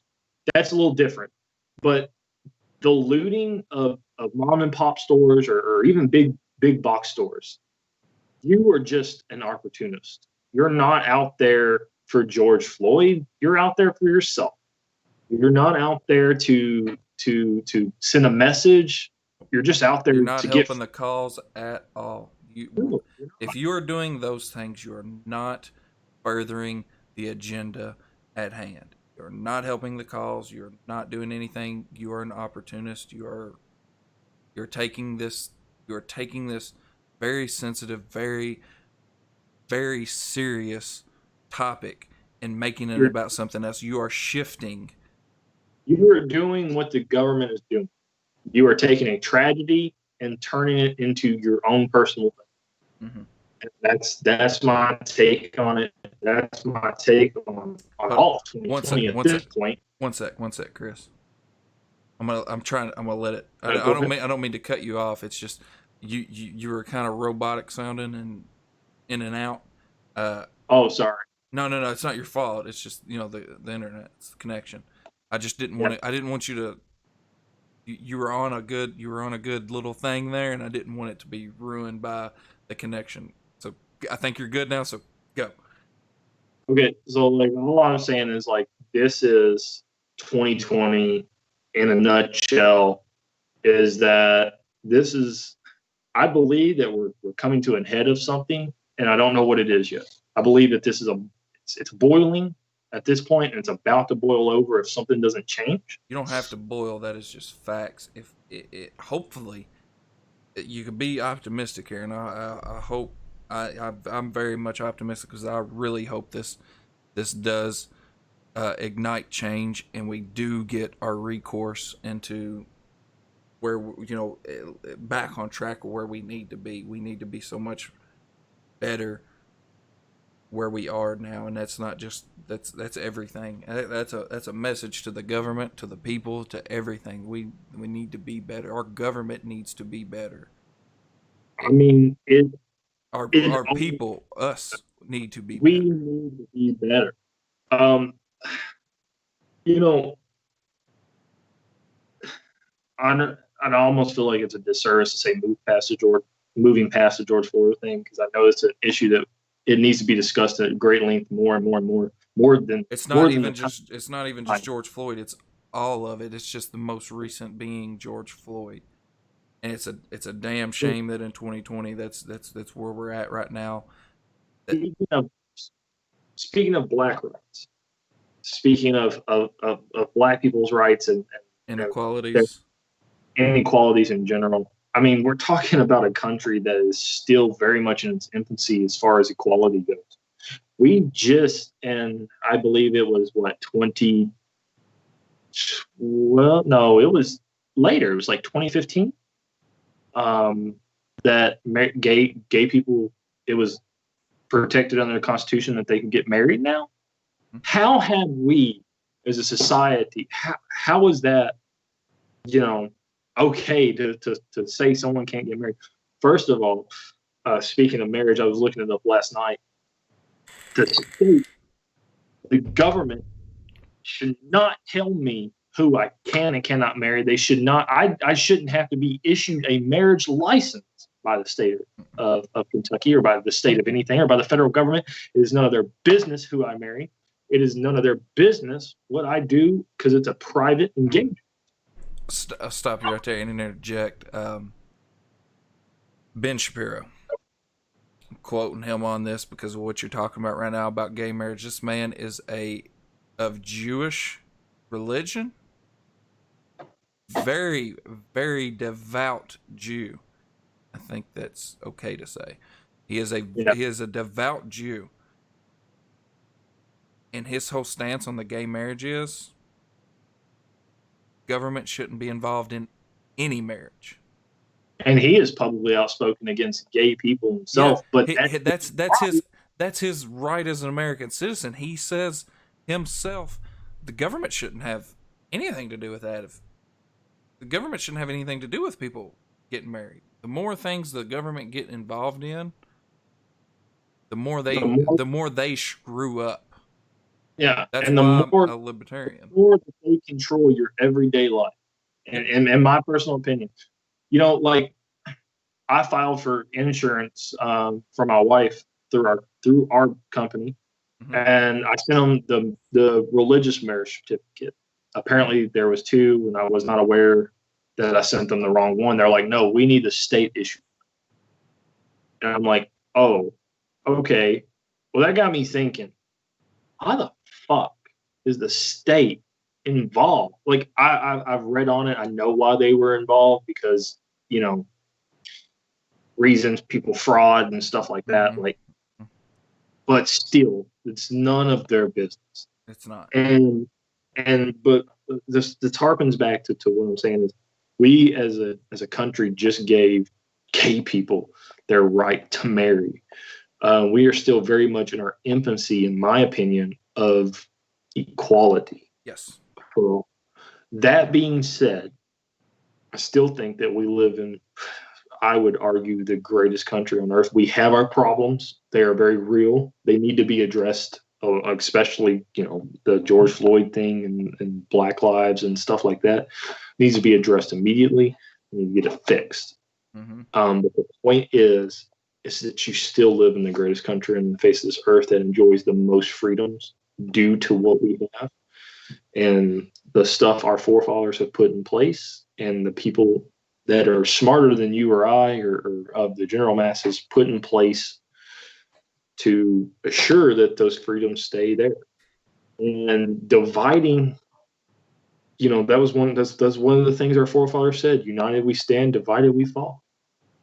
And so dividing us and dividing each other over something trivial as the skin color or Democrat or Republican, we have seen that time and time again, especially with the current presidency and the current last election and this election. Even Democrats say, hey, if you're not for us, you're the problem, or You're the enemy. You're the enemy. Republicans say the same thing. If you're not for us, then you're the enemy. You're the reason why the country's going in the shitter. And they all have their personal opinions, and they all have the right to their opinions. But the truth of the matter is that you played right into the hand of the true enemy, and that's the powers that be that try to keep you suppressed so that they can control you. 100%. They want you to say the things. They want you to say this phrase. And if you've ever said this phrase, and I'm sorry, okay, so I'm gonna say if you ever said this phrase, but if you say this phrase when it comes to a Democrat and Republican stance, if you are not with me, you are the enemy. You are wrong. Both sides. You are Both wrong.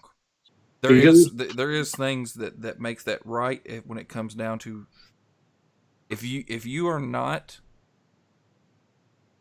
with the protest right now, that doesn't make you the enemy. You shouldn't be the enemy, but you are wrong. If you do not agree with the movement in place, not the rioting, not the looting, because you and I both, and I'm speaking to people right now when I'm saying this. You and I both agree looting, the rioting is wrong, and I hope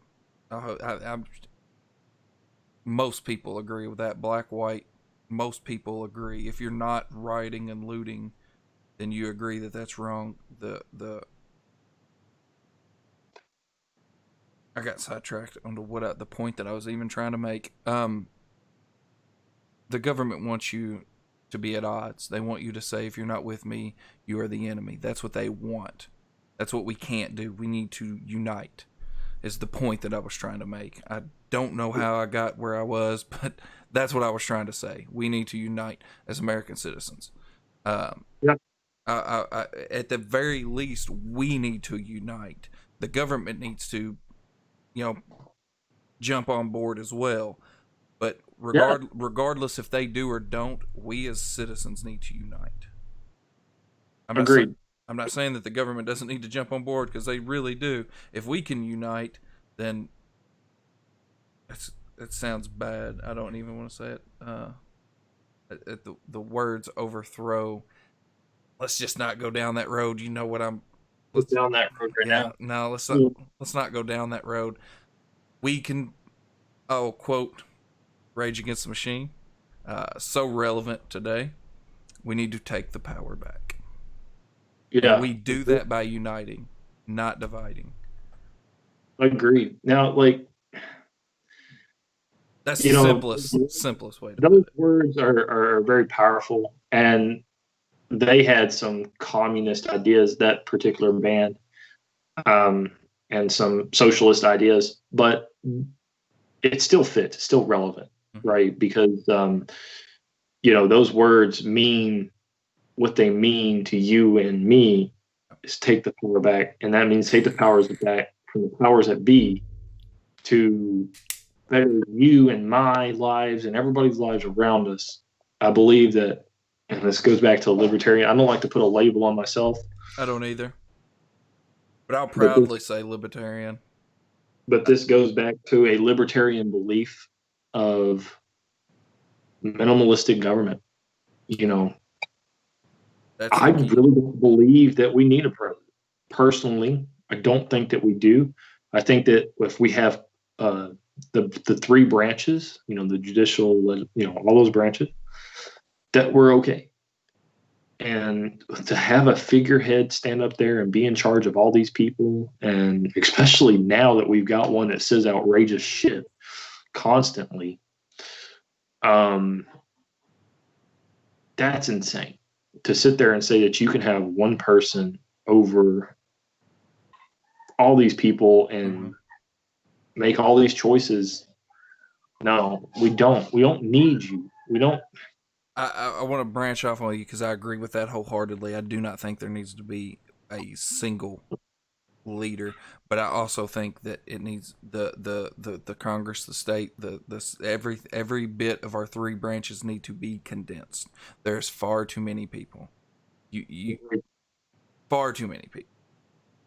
Agreed. I think also, if you want to get into like that situation, which I don't think we have the time for currently, but we got all the time in the world. Yeah, but we don't want to go too long. We want people to actually watch and listen to what we have to listen.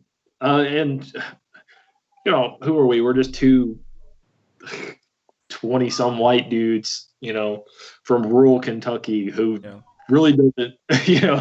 We're looking at it from the outside looking in, though. Right? We are very self-aware. I would say you and I, we are very self-aware. We don't get a lot of the topics we talked about is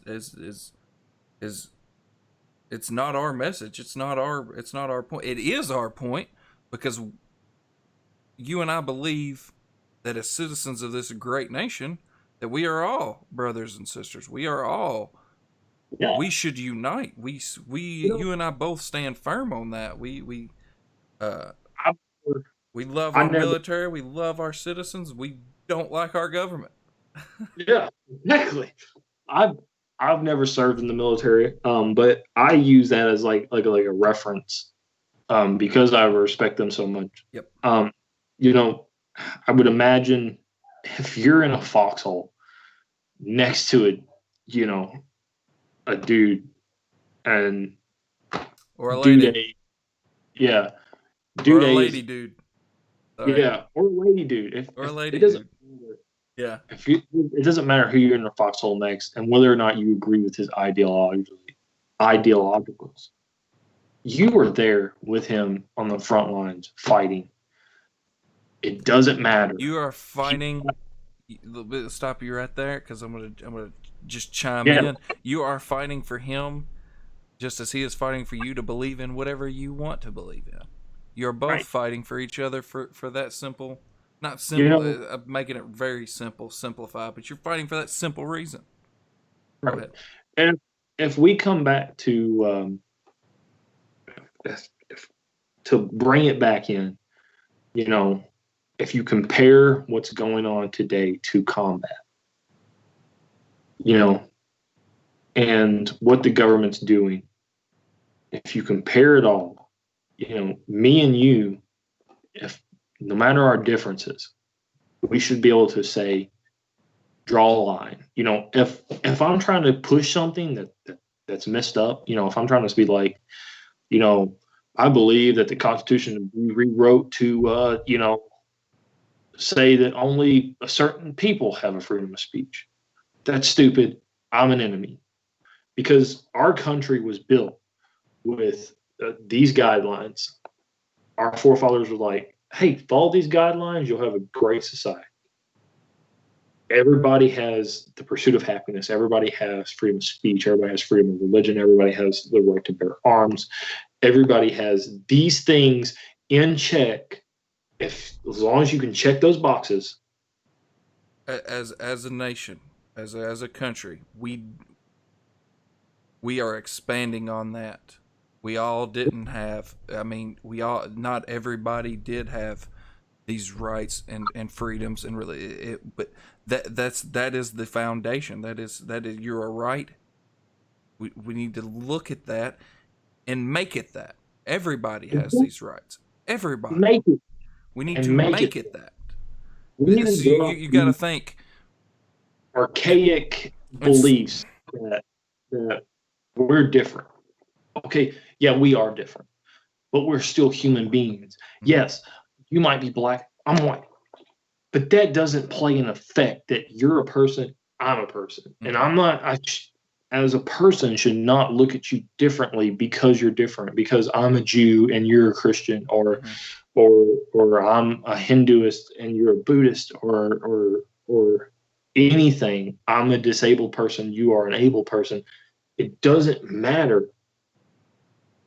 The thing is that you're an American and I'm an American. That is baseline it. Yep. That is all that should matter. Now, does it mean that I should look at other nations poorly? No, but it should mean that whatever happens, I should defend you and you should defend me. Yep. And you should defend my rights and I'll defend your rights. Nail on the head.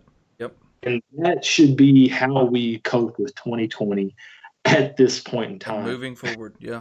And moving forward as an American You is nailed it.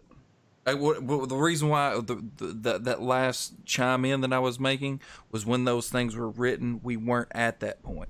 We are still not. That was from 1776 to 2020. We are nowhere near where we need to be, and it's a damn shame we haven't gained more ground over.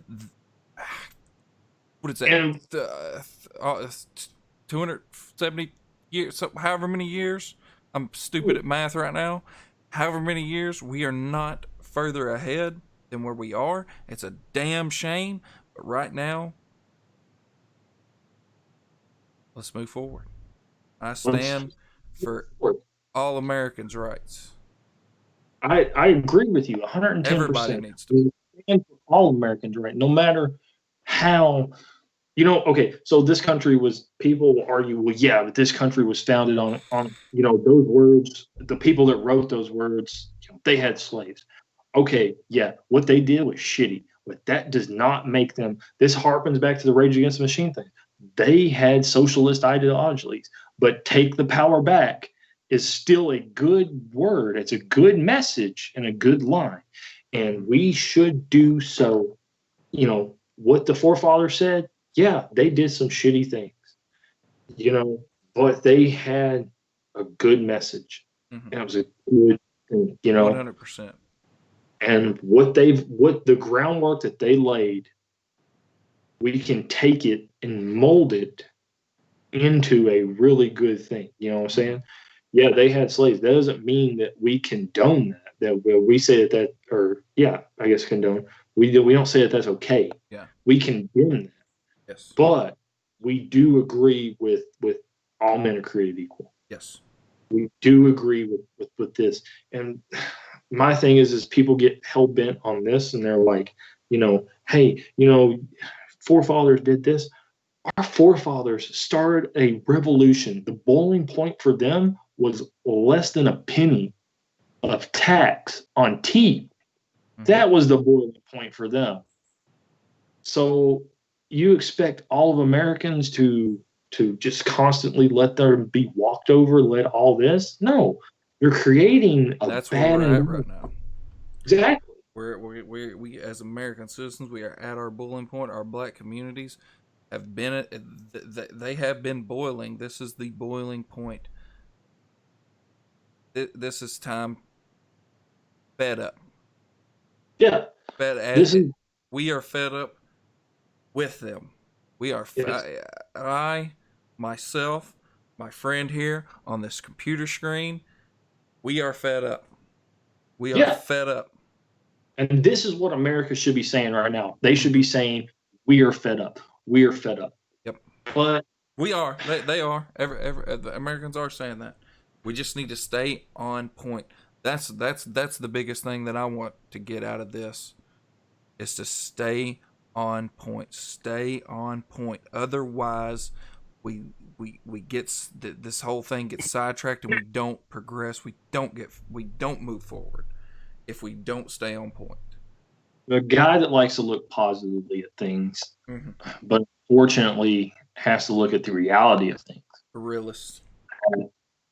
is that, and this is going to sound bad, and I'm sorry, but this is the cold reality. In about, I'll give it a week, 2 weeks at most, this will not be on the news. George Floyd will not be on the news. The riots will not be on the news no more. We will have moved on. I hope people out there look at you and say challenge accepted. I hope so too. I hope they say challenge accepted. This will be I will run this problem into the ground if we don't move forward. And there's 1,000 problems right now. We are nowhere. When I say specifically talking about inequality and social injustice, there's a lot of things that we are not, even more smaller, much smaller topics that we are not where we need to be. We have stood stagnant as a country for far too long. We have not progressed. Like you said, it's a damn shame. In 2015, I believe you're probably right on the year. I don't know. I can't say the year. 2015. Everything. It's a damn shame. It's all a damn shame that that we're that far behind. We are behind. Yeah, we're that far behind. Now, like I said earlier, we're the greatest country on earth. Mm-hmm. In closing, in my closing statement, like I believe I've already said it, we have to stand up for each other at this point because the government's not going to. No party's going to stand up for you. Nope. We have to stand up for each other. Yep. Take the politicals, take all the government out of it.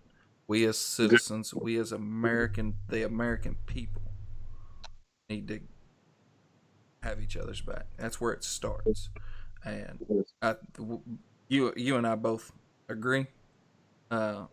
We agree on more things than we disagree on. We do disagree on things. We agree on more things than not. And I think a whole lot of people, especially the white community, when I say this, we get it now. We don't get it. Exactly. We support. I think there's so much more support now. We don't understand, but we get it. Right. You know? Yeah. You know what I'm saying? We don't understand, but we get it and we support. We sympathize. We can't empathize, but we sympathize. Is that right? I always get those mixed up too. Sympathize is when you have no idea what it's like to feel that way, and empathize is like when you've been there. Yeah, I'm assuming. I think so. We're stupid. Correct. We're from Kentucky. Yeah. So, in closing, I guess just stand up for your fellow Americans. Support them.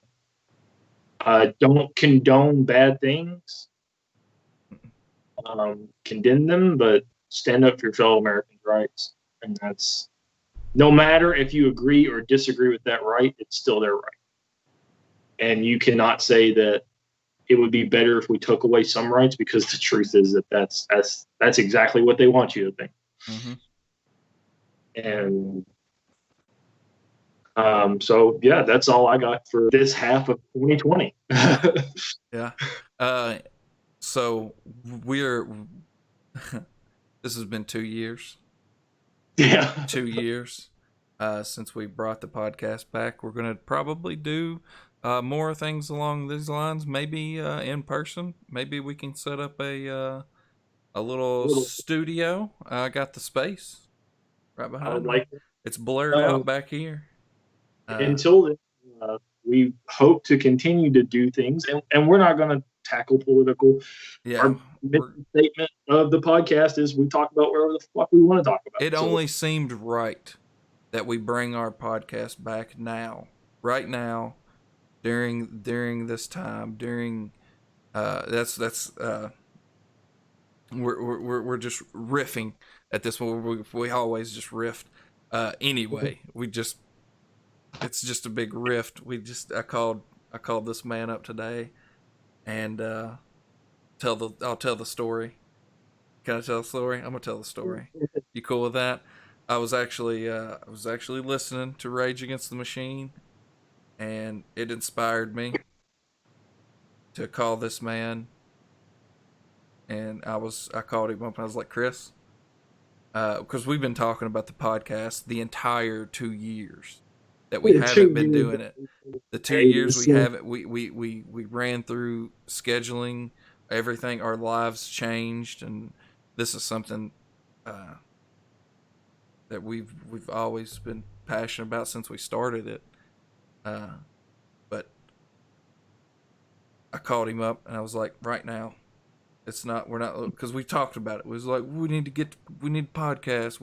We'd sit and have conversations with each other in person for an hour and a half. I would be leaving work and we would be standing by my car for an hour talking, and I would always turn to you and what I say, this is great podcast material. yeah, I always would say that. I was like, why aren't we podcasting? Why don't you pull out your phone and just record? Because it was good stuff.